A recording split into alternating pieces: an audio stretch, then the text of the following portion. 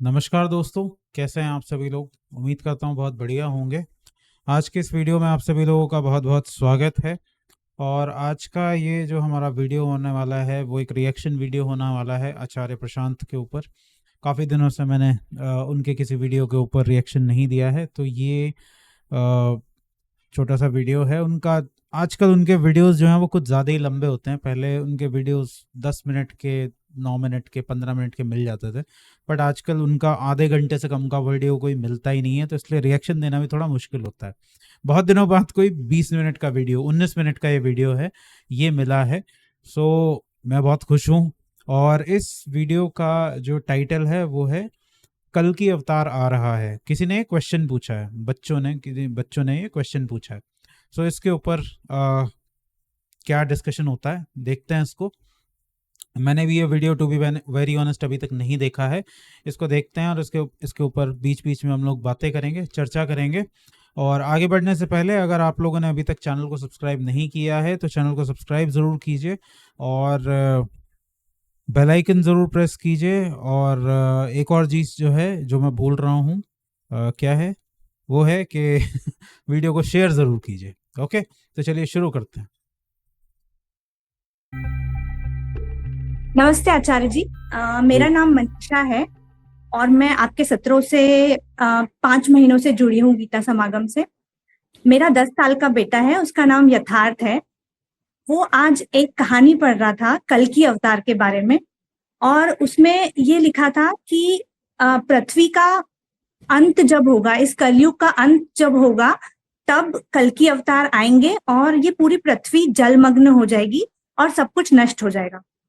तो इससे रिलेटेड उसका कुछ डाउट है, आप पूछिए यथार्थ।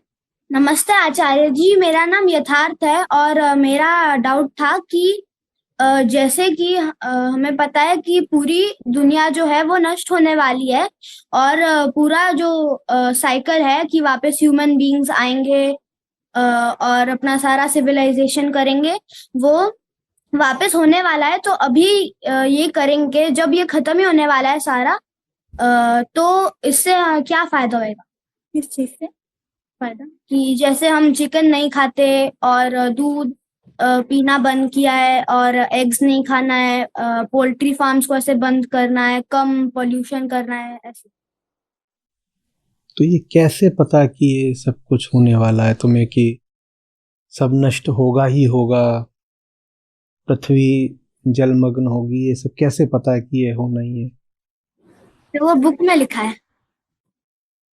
तो बुक में किसी प्रमाण के, प्रूफ के साथ लिखा है? फिर तुमने क्यों माना? मैं फिर कोई और बुक दिखा दूं, उसमें लिखा हो कि पृथ्वी बहुत खुशहाल है और सारे जानवर, जीव जंतु सब मिल करके गाना गा रहे हैं, नाच रहे हैं, इट्स कम पार्टी, तो फिर तुमको लगेगा कि पार्टी चल सब रही कुछ है। बहुत अच्छा चल रहा है। हम ऐसे मानते हैं क्या? मुझे सॉरी गाइस, मुझे एक वीडियो याद आ गया मीम का पुराना। आप लोगों ने अगर ये वीडियो देखा है तो मुझे ज़रूर बताना। ये मैं हूँ, ये एक बड़ा पुराना वीडियो था एक लड़की का कि ये मैं हूँ, ये मेरे दोस्त हैं और ये हमारी पार्टी चल रही है। मुझे वो मीम याद आ गया है पार्टी वाली बात से।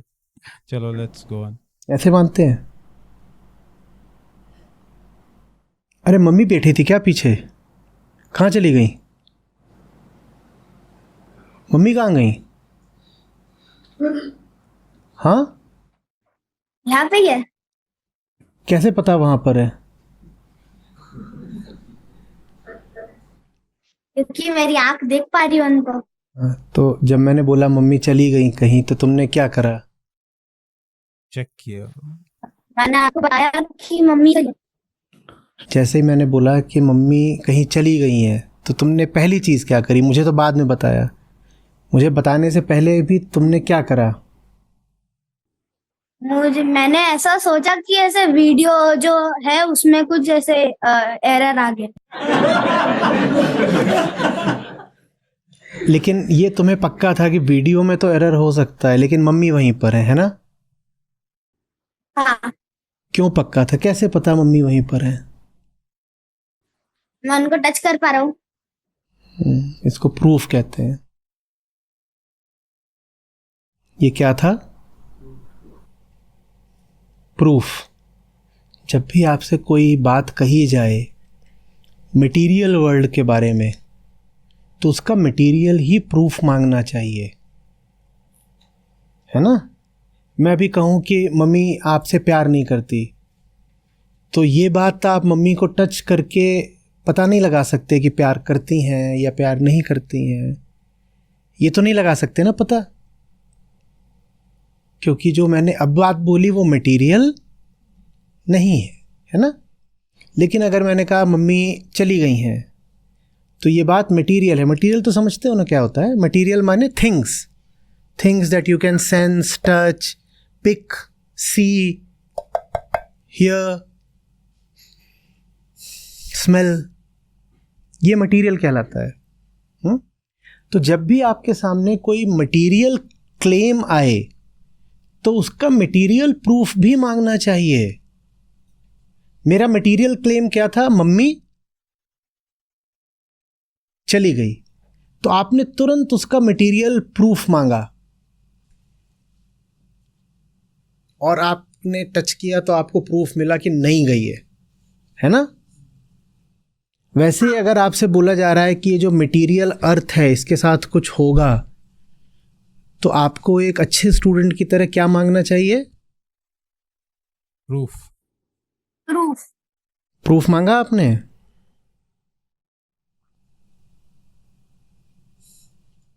कहाँ है प्रूफ? बताओ, प्रूफ क्या है? मैंने अपनी मम्मी से पूछा। आवाज कट रही, क्या बोला? मैंने मम्मी से पूछा। मम्मी के पास क्या प्रूफ है? कोई प्रूफ नहीं है। जब कोई प्रूफ नहीं तो आपने माना क्यों?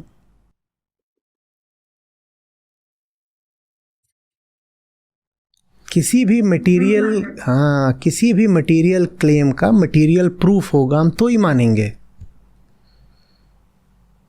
इस दुनिया में ऐसा कुछ भी नहीं है जिसके बारे क्या जितने भी बड़े लोग हैं वो बोलते हैं कि सतयुग है, फिर कलयुग है, सतयुग, द्वापर युग, त्रेता युग, फिर कलयुग, ये खत्म होगा, इसका साइकिल फिर से आएगा। ये बहुत बार बहुत जगह पढ़ा है, और काफी सारी बुक्स में भी पढ़ा है, काफी सारे लेक्चर्स में भी देखा है कि ऐसा होगा। अकॉर्डिंग टू इंडियन माइथोलॉजी है ये, तो वो दिमाग में कहीं ना कहीं भरा हुआ है कि ऐसा तो है ही। लिखा होगा बहुत जगह, ज्यादा नहीं, आज से सिर्फ कुछ 100 साल पहले, 500-700 साल पहले आधी से ज्यादा दुनिया मानती थी, 90% दुनिया मानती थी कि पृथ्वी चपटी है। तो आप तो 2-4 लोगों की बात कह रहे हैं, पूरा संसार ही मानता था कि पृथ्वी ऐसे एक चपटी परात की तरह है, और कहीं पृथ्वी का छोर भी है। कुछ लोगों ने बड़ी लंबी लंबी यात्राएं करी जहाज़ों पर, क्योंकि उनको the edge of the earth चाहिए था। कहते थे पृथ्वी के छोर तक जाना है, वहां से ऐसे झांकेंगे तो सूरज छुपा हुआ दिखाई देगा, क्योंकि सूरज वहीं तो डूब के नीचे छुप जाता है, तो हम ऐसे झांकेंगे तो वहां सूरज मिलेगा, सूरज दिख जाएगा। 1000 लोग कोई बात कह रहे हो, हम उनका असम्मान नहीं कर रहे, no disrespectment, we are humbly asking for a proof. वो भी इसलिए क्योंकि आपने जो बात करी है वो पदार्थ के तल की है, और पदार्थ के नियम होते हैं, और चूंकि वहां नियम होते हैं इसलिए नियमों से कोई बात सिद्ध भी करी जा सकती है, काटी भी जा सकती है। पूरे मटेरियल यूनिवर्स में कुछ ऐसा नहीं है जिसको विश्वास की पनाह लेनी पड़े। वहां जो कुछ भी है उसको तो प्रयोगों से, तर्कों से, उपकरणों से, सिद्धांतों से जांचा परखा जा सकता है। कभी भी कोई भी बात किसी भौतिक वस्तु के बारे में करी जाए, कोई भी भौतिक वस्तु, और भौतिक वस्तु वो जिसके बारे में सोचा जा सकता है। भौतिक वस्तु बस वही नहीं होती कि जिसको आप पकड़ लें या कुछ कर लें। आप जिसका नाम ले सकते हो वस्तु भौतिक हो गई। आपने किसी को नाम भी दे दिया तो वो भौतिक हो गया। हाँ, तो इस पूरे भौतिक जगत में जो कुछ भी है उसको विश्वास की जरूरत नहीं है, उसको जाना जा सकता है। हमें जानना है और बिना जाने नहीं मानना है। जितना जरूरी है कि जो अज्ञेय है, अननोएबल, उसको अननोएबल ही छोड़ दिया जाए, उसके बारे में तमाम तरह के किस्से कहानी ना बनाए जाएं, उतना ही जरूरी है कि जो नोएबल है, ज्ञेय, उसको जानने का प्रयास करा जाए। जो ज्ञेय है उसको अज्ञात से ज्ञात के क्षेत्र में लाया जाए। विज्ञान इसीलिए होता है। जो फील्ड ऑफ नोएबल्स होता है ना, उसमें कुछ अननोन्स होते हैं, कुछ नोन्स होते हैं। विज्ञान का काम होता है अननोन्स को नोन्स में लाना। और ये बड़े अंधविश्वास की बात होती है कि सिर्फ इसलिए कि कोई चीज अननोन है आप उसको अननोएबल घोषित कर दें। अज्ञात को अज्ञेय बनाना अहंकार की बड़ी पुरानी चाल है। अज्ञात को जो कर्मठ आदमी होता है, सच्चा आदमी होता है, वो ज्ञात बनाता है। ये काम वैज्ञानिक का और खोजी का और शोधकर्ता का होता है। उसके सामने आप अज्ञात लेकर के आओगे तो उसको ज्ञात बनाएगा। मेहनत लगती है उसमें। मेनली ये जो काम है वो लेबर वाला काम है, हार्डकोर मेहनत लगती है इस काम में। अपने आप को तपाना पड़ता है, कभी कभी पूरी जिंदगी भी लगानी पड़ती है। लेकिन जो दूसरा अज्ञेय वाला काम है उसमें उतनी मेहनत लगती नहीं है, ईमानदारी लगती है उसमें। और जो नकली आदमी होगा वो अज्ञात को अज्ञेय घोषित कर देगा। वो कहेगा जानने की, मेहनत करने की कोई जरूरत ही नहीं, क्योंकि जाना जा सकता ही नहीं, तो मेहनत क्यों करें, ये आलसी आदमी है बस। तो नियम क्या है? पदार्थ के क्षेत्र में जो कुछ भी है वो अज्ञात तो हो सकता है, अज्ञेय नहीं हो सकता। क्योंकि जानने में दिक्कत यह है कि मोस्ट ऑफ द टाइम तो आपको अपनी पूरी जिंदगी ही लगानी पड़ती है। किसी एक चीज को आप जानने जाएंगे तो आपको अपनी पूरी जिंदगी लगानी पड़ेगी उसे जानने में। तब भी हो सकता है आप उसे ठीक से ना जान पाए। किसी भी बड़े वैज्ञानिक को जिनका भी नाम है साइंस के क्षेत्र के अंदर, आप अगर उनकी जीवनियाँ जाके पढ़ेंगे तो वो अंत तक यही बोलते रहे हैं कि हमने जितना जानने की कोशिश की उतना यही पाया कि अभी जानने के लिए और बाकी है। हमें लगा था कि हम जान लेंगे, लेकिन जितना जाना यही पाया कि जानने के लिए और बाकी है। जानने के लिए मेहनत लगती है, ईमानदारी लगती है और पूरा जीवन का समर्पण लगता है। In the world of the material, there is no place for the mystical. जो कुछ भी मटेरियल है वो मटेरियल है, उसमें कुछ भी मिस्टिसिज्म घुसेड़ने की कोई जरूरत नहीं है। उसको एक्सप्लेन किया जा सकता है। पृथ्वी का क्या होगा ये बात वैज्ञानिक बताएंगे, मिथोलॉजी नहीं बताएगी। पृथ्वी का क्या होगा ये बात विज्ञान बताएगा। आंखें बंद करके आप कितना भी ध्यान कर लो, उससे आपको पृथ्वी का भविष्य नहीं पता लगना है। और कोई बोले कि मैंने तो ध्यान लगाया था और उसमें मुझे भविष्य के दर्शन हो गए, आदमी झूठा है। ध्यान का काम होता है आपको भीतर के सब दृश्यों से भी मुक्त कर देना। जिस ध्यान में नए नए दृश्य कौंधने लगते हों वो ध्यान नहीं है, वो मक्कारी है, जालसाजी है।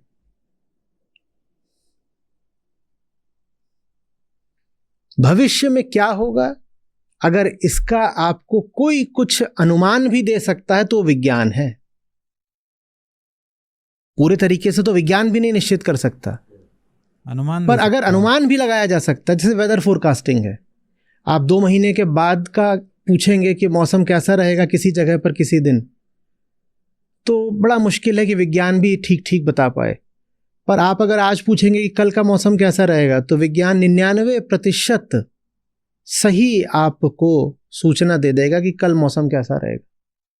अब तो यहाँ तक हो गया है, पूरा जो सैटेलाइट इमेजरी डेटा ये सब है, कि ये तक बताया जा सकता है कि बारिश होगी और इतने बजे शुरू होगी, और जितने बजे बताया जाएगा उसके 5-10 मिनट आगे पीछे बारिश शुरू हो जाती है। तो ये सब चीज़ें विज्ञान से पूछी जाती हैं।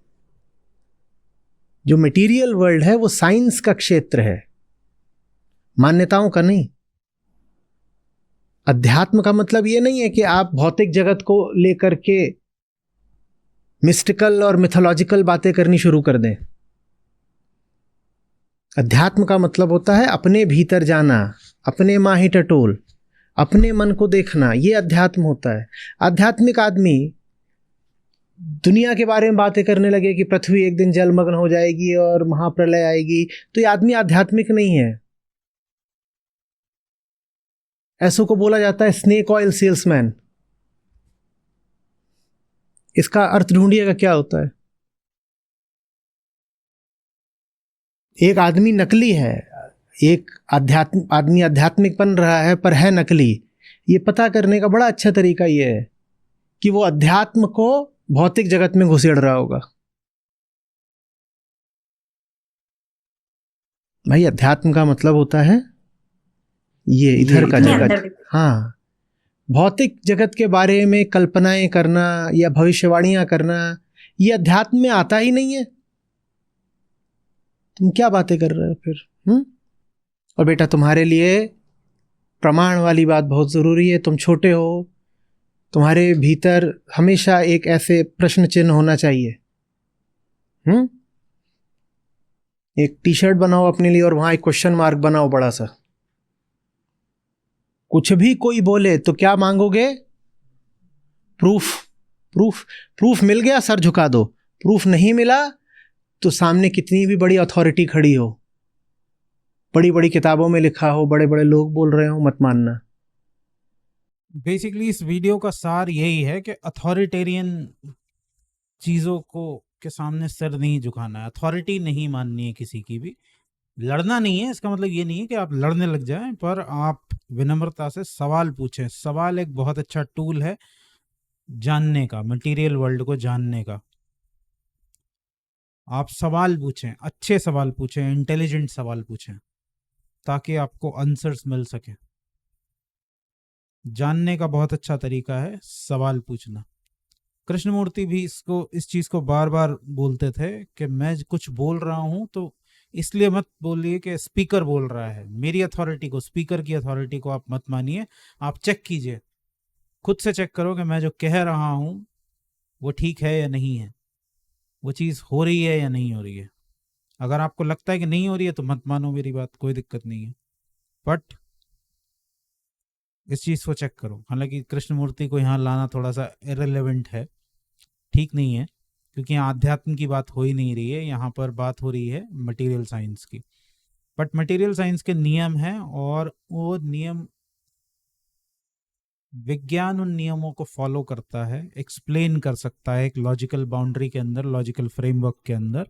तो प्रूफ दिए जा सकते हैं। जिस चीज़ को लॉजिकली एक्सप्लेन किया जा सकता है उसको, उसका प्रूफ दिया जा सकता है, और वो काम वैज्ञानिक करते हैं।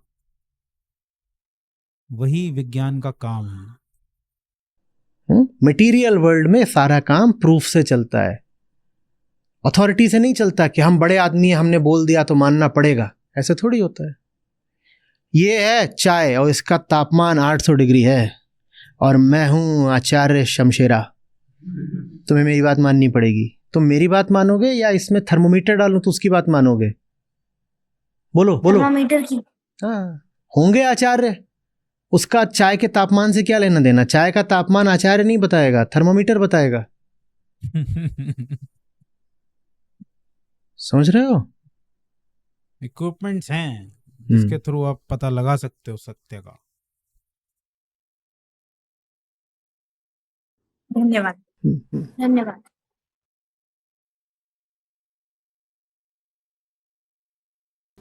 जिन खोजा तिन पाइया, गहरे पानी पैठ।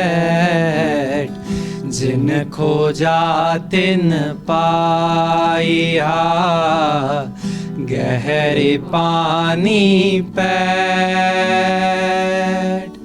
मैं बोरा डूबन डरा, राह किनारे बैठ रे साधो, राह किनारे बैठ। साधु ऐसा चाहिए जैसा सूप सुभाए,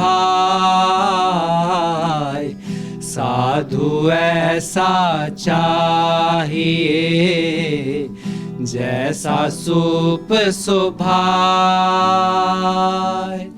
सार सार को गही रहे, थोथा दे उड़ाए रे साधो, थोथा दे उड़ाए।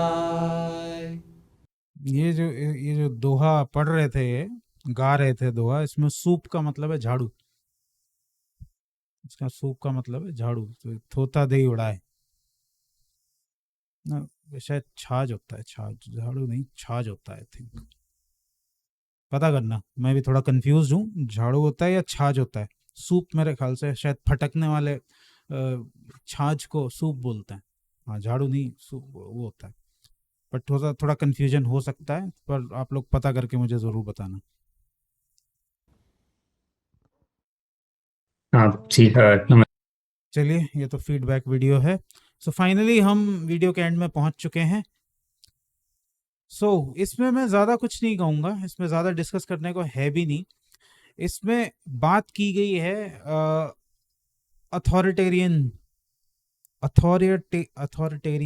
की, कि आपको किसी बात को इसलिए नहीं मान लेना है। अथॉरिटेरिज्म होता क्या है बेसिकली, कि आपको किसी बात को इसलिए नहीं मान लेना है कि कोई बात किसी आदरणीय बुक के अंदर लिखी हुई है, किसी आदरणीय व्यक्ति ने कही है, या किसी भी अथॉरिटी की तरफ से आ रही है। किसी ऐसी बात को नहीं मानना है जो आपके समाज की अथॉरिटी की तरफ से आ रही है। ना मानने का मतलब ये नहीं है कि आप जबरदस्ती नेग्लेक्ट करें किसी चीज को, या लड़ने लग जाएं, या डिनाई करें। ना मानने का मतलब है, या अस्वीकार करने का मतलब है कि आप उसका प्रूफ मांगे कि आप जो कह रहे हैं वो किस आधार पे कह रहे हैं। और अगर कोई प्रूफ दिखा देता है उस चीज का, तो उसके सामने सिर झुकाइए, नमन कीजिए कि बहुत बहुत धन्यवाद, आपने इसका प्रूफ दिखाया और ये सत्य बात है। और इस बात का भी धन्यवाद दीजिए कि उन्होंने आपको प्रूफ दिखाया। बट अगर वो प्रूफ नहीं दिखाते हैं तो कम से कम उन्हें ये पता चल जाएगा, ये इशारा तो चला ही जाएगा कि इस बात का कोई प्रूफ नहीं है। ये सिर्फ इसलिए मानी जा रही है बात क्योंकि सोसाइटी में सब मान रहे हैं, सबके मान लेने की वजह से। पर इसका कोई साइंटिफिक प्रूफ नहीं है। और मटेरियल वर्ल्ड के अंदर साइंटिफिक प्रूफ होते हैं, क्योंकि मटेरियल की अपनी साइंस होती है और वो प्रिडिक्टेबल होती है। मटेरियल जो होता है वो प्रिडिक्टेबल होता है। आप उसे उसके जिन रूल्स के थ्रू वो गवर्न होता है, जिन रूल्स के ऊपर मैटर काम करता है, उन्हें एक्सप्लेन किया जा सकता है, उन्हीं के थ्रू समझा और समझाया जा सकता है। दैट्स व्हाई वो प्रिडिक्टेबल होता है। आप उसके बिहेवियर को समझ सकते हैं, इसलिए आगे क्या होगा आप ये भी कुछ हद तक प्रिडिक्ट कर सकते हैं। ओके, सो चलिए यहीं पर इस वीडियो को एंड करते हैं। आप लोगों का क्या कहना है मुझे कमेंट सेक्शन में लिखकर ज़रूर बताइए। मैं चलता हूँ, मिलूंगा आप लोगों से अगले वीडियो में। तब तक के लिए thank you so much for watching and I will see you next time. Bye bye.